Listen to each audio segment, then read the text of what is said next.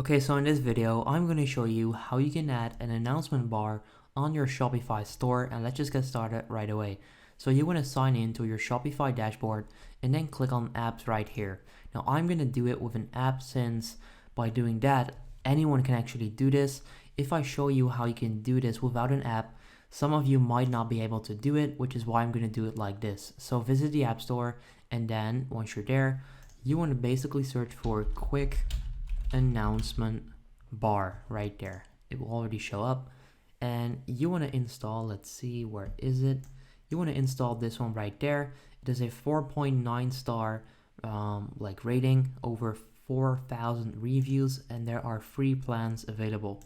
So click on add app right there, and then add this to your Shopify store.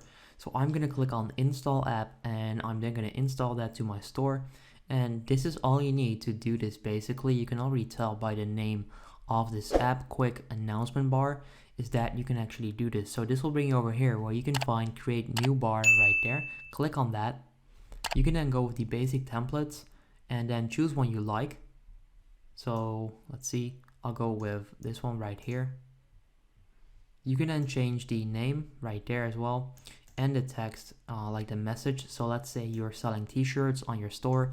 You can put in like all t-shirts are 15% off, meaning that you'll let them know that there's a discount going on. You can then make that clickable if you want to. So you can also choose to not make it clickable. You can let's see, change the button text, but you get the point. This is where you can do this. You can choose all kinds of templates and customize settings, change colors and all of that. Once you're done, you need to click save, and that's it. So yeah, that's kind of like the easiest way to add an announcement bar to your Shopify store. If this quick video helps you out, please leave a like. That would help me out a lot. I would appreciate that.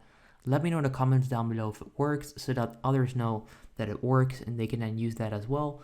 And then I'll see you in the next one. Have a good day.